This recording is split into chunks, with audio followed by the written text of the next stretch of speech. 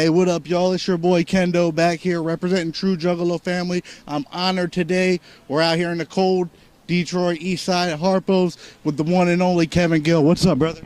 What up to the True Juggalo family, the illest family on the interwebs, period. And I'm doing great. It's an honor to be here with the Juggalo family. All right, word up, brother. We're going to make this one quick. Real quick, I wanted to know, how did you get into the video game world? Video games, video games, wrestling, and music were things that always I connected with as a really young kid and stuff I was drawn to. It was an escape. It was so many things. And I was just so interested in video games. I read in the earliest days of magazines. I read magazines. I used to call the 800 support numbers just to talk to the people there that were also really knowledgeable about shit. And it was just really luck. I was grinding away running an independent record label in New York City called Striving for Togetherness Records. And I met a bunch of guys who were starting a video game company. And I always dreamed of working at a video game company, but I didn't say nothing. And I met these guys, and then they were like, come and work for us. And that company grew up to be Rockstar Games. And that was how I got started in the industry as a professional from being a fan. But those guys put me on and gave me my opportunity to work in the gaming industry. So The first Saints Row, correct? I worked on, I'm a character in Saints Row 4. I have my own radio station, 107.7 The Mix, and you could hear your boy KG introduce songs by Aerosmith and Biz Markie, like craziness. And after I worked at Rockstar, and then I worked at IDOS, and then I worked in business development. I would do business development for a giant animation studio. That animation studio, I got us projects for Saints Row and all these Disney games and all these other things. Those are games you'll see me credited in, but the only role I had was doing business. You know what I mean? I didn't do any marketing, any creative on those games. You know what I'm saying? Just the Rockstar and IDOS stuff. Right on. Now, something I'm curious about, because it's one of my all-time dreams, is to go over to Japan. I mean, that had to be crazy over there for you. Anything that you can tell the fam that was interesting to happen to you over there? To me, everything about Japan is interesting, man. Japan is one of the, I'd say up there with Amsterdam, is like my favorite places in the world. And the most amazing thing I saw in Japan, man, this will sound really simple and basic, but maybe to a juggalo it'll resonate, is we went to the ECW Arena of Japan, which is Korakuen Hall. It holds like 2,100 people. It's like a state-of-the-art building. It's awesome. And we went with a local friend of ours in Japan. And he's like, before the show, we meet at the store and we buy beers. And I'm like, okay, like buy beers and what, drink them? No, like buy beers and bring them to the show. And I'm like, wow, you can do that? He's like, yeah. I go, don't they sell beer at Korakuen Hall? He's like, oh, they sell beer, but beer's expensive there. So everyone's allowed to just bring in all the beer they want. And I'm like, they are? So you can bring in all the beer and all the food you want to a show, which is unheard of in America. And then the next day I went to Wrestle Kingdom, which is their WrestleMania at the Tokyo Dome, whatever, tens and tens of thousands of people. Same rules apply, and it's the motherfucking honor system. I was loaded down with beers. You're supposed to have two, and if you have two, you self-identify, and then you go over to a table where beautiful Japanese women will then completely open your beers, wipe the foam off, pour them into cups for you, put lids on them, put them in those cup holders. Enjoy. And that's the free shit you're bringing. That's, again, just... Mind blown. So, I'm a huge fan of the Kevin Gill Show, man. The web series, awesome. Just got done listening to the two-part Jump Steady. Who can we expect coming up soon, man? I know you got somebody awesome for me. Yeah, the Kevin Gill Show, every week a new episode comes out on KevinGillShow.com, iTunes, SoundCloud, Stitcher. Sometimes I got weeks and weeks and weeks and weeks of episodes, what we call in the business banked. And other times I'm literally flying by the seat of my fucking pants and there's nothing. So I came to Juggalo Day with a blank tape recorder and a lot of dreams, and I am leaving Juggalo Day with a blank tape recorder and a lot of dreams. So all I can comment on right now as far as upcoming episodes, Sick Nick Mondo, who's one of the stars of the Backyard Wrestling video game, a CZW Hall of Famer, just like our friend Drake Younger. I interviewed him in Japan. So that's going to be dope. He's got a lot going on, an interesting guy. And then who knows who's next? There's always rumors and innuendo that Shaggy Two Dope will be granting an interview, that Anybody Killer will be granting an interview, that Dope Doubler will grant an interview. But I figured might as well get the most impossible ones done first. Jump Steady.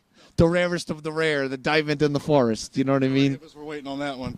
So we'll go another wrestling question here. What would you say would be your dream match? You could have any match you could see, dead or alive wrestler. Just best match ever. Wow.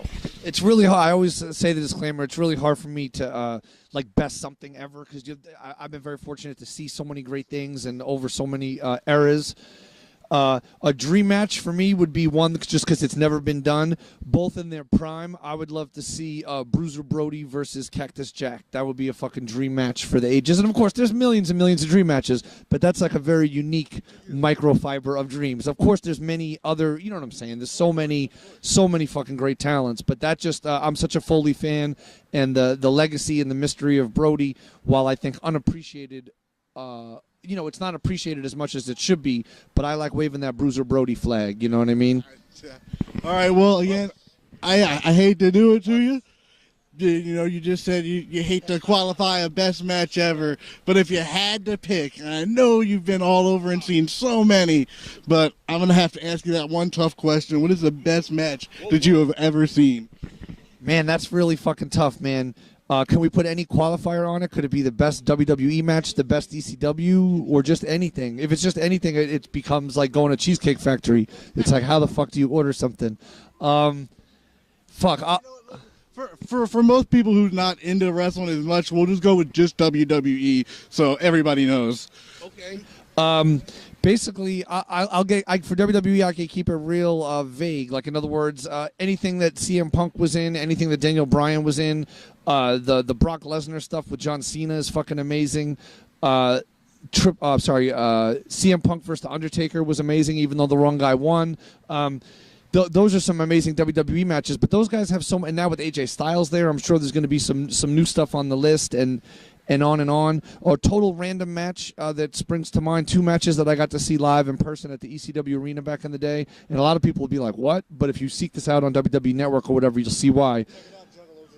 I think it's Pitbull #2 versus the franchise Shane Douglas versus Chris Jericho, and I think now I'm leaving somebody out. It's a multiple-person match, and holy shit, do those guys go hard and tear a fucking down. Another great one from the ECW Arena that was very, the emotion in the building was so amazing was it was Terry Funk versus, how did they do it? It was the setup for the Barely Legal pay-per-view, and it ended up with, it involved Dreamer, and it was It's Terry Funk all bloody, crawling to the ropes. It was to get the shot at Raven. You had to beat somebody. Anyway, there you go, brother. But I digress.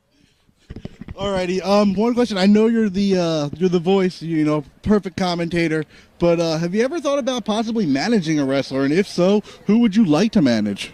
Wow, that's an outstanding question. I never really thought about managing a wrestler before. I would certainly like to. You know what I mean? If I could manage anybody, I mean, who's someone that I could maybe add something to their formula, or someone that I'm just a big fan of?